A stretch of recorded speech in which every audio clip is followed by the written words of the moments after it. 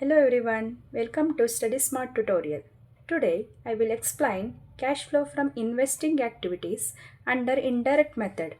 For example, a plant purchase 4,40,000 and sold 50,000, investment purchase 1,80,000 and sold 1 lakh, goodwill purchase 2 lakh, patent 1 lakh. Interest received on debentures 60,000, dividend received on shares held as investment 10,000.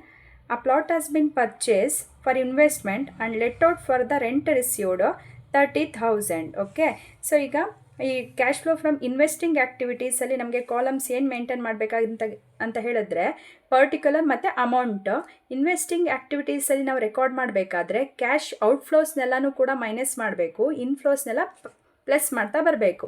ಈಗ for example plant purchase ಆಗಿದೆ. So plant purchase ಆಗಿದ್ದರೆ ನಾವು minus ಮಾಡ್ಕೊಳ್ಬೇಕಾಗಿರುತ್ತೆ 4,40,000 and plant sold 50,000 ಇದೆ. ಈ 50,000ನ ನಾವೇನು ಮಾಡಬೇಕು plus. ಹಾಗೆಯೇ next investment purchase minus ಮಾಡ್ಕೊಳ್ಬೇಕು. ನೆಕ್ಸ್ಟು ಇನ್ವೆಸ್ಟ್ಮೆಂಟ್ ಸೋಲ್ಡ್ ಆಗಿದ್ದರೆ ಪ್ಲಸ್, ಯಾಕಂದರೆ ಕ್ಯಾಶ್ ಇನ್ಫ್ಲೋಸ್ ಆಗ್ತದೆ, ಅದಕ್ಕೆ ಪ್ಲಸ್ಸು. ನೆಕ್ಸ್ಟು ಗುಡ್ವಿಲ್ ಪರ್ಚೇಸ್ ಆಗಿದೆ. ಸೊ ಪರ್ಚೇಸ್ ಆದರೆ ಔಟ್ಫ್ಲೋಸು, ಸೊ ನಾವಿಲ್ಲಿ ಮೈನಸ್ ಮಾಡಬೇಕಾಗಿರುತ್ತೆ. ನೆಕ್ಸ್ಟು ಪೇಟೆಂಟ್ ಸೋಲ್ಡ್ ಆದರೆ ಕ್ಯಾಶ್ ಇನ್ಫ್ಲೋ ಆಗಿರುತ್ತೆ. ಸೊ ಅದಕ್ಕೆ ನಾವೇನು ಮಾಡಬೇಕು ಪ್ಲಸ್ ಮಾಡ್ಕೋಬೇಕು. ಇದಿಷ್ಟು ಕೂಡ ಕ್ಯಾಶ್ ಔಟ್ಫ್ಲೋಸ್ ಮತ್ತು ಇನ್ಫ್ಲೋಸ್. ಈಗ ಅಡ್ಜಸ್ಟ್ಮೆಂಟ್ಸ್ ಇದೆ. ಅಡ್ಜಸ್ಟ್ಮೆಂಟ್ಸಲ್ಲಿ ನೋಡಬೇಕು ಫಸ್ಟು ಇಂಟ್ರೆಸ್ಟ್ ರಿಸೀವ್ಡ್ ಅಂದರೆ ಕ್ಯಾಶ್ ಇನ್ಫ್ಲೋಸ್ ಆಗುತ್ತೆ. ಸೊ ಅದಕ್ಕೆ ನಾವು ಇಲ್ಲಿ ಪ್ಲಸ್ ಮಾಡಿರಬೇಕಾಗಿರುತ್ತೆ.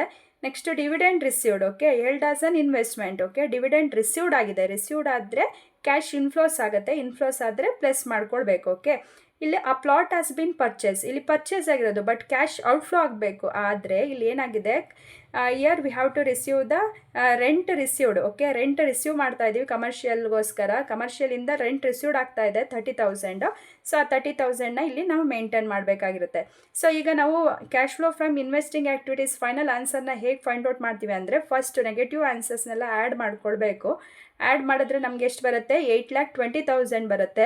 ನಂತರ ಪಾಸಿಟಿವ್ಸ್ ಆನ್ಸರ್ಸ್ನೆಲ್ಲ ಆ್ಯಡ್ ಮಾಡಿಕೊಂಡಾಗ ನಮಗೆ 3,50,000 ಬರುತ್ತೆ. ಇಲ್ಲಿ ಗ್ರೇಟರ್ ದೆನ್ ಸೈನ್ ಎಷ್ಟು ಬರುತ್ತೆ ಅಂತ ಹೇಳಿದ್ರೆ ಒಂದು ಪ್ಲಸ್ ಇದೆ ಆ್ಯಂಡ್ ಮೈನಸ್ ಇದೆ. Here we have to use greater than sign minus 4,70,000. Cash flow from investing activity 4,70,000. Okay, thank you.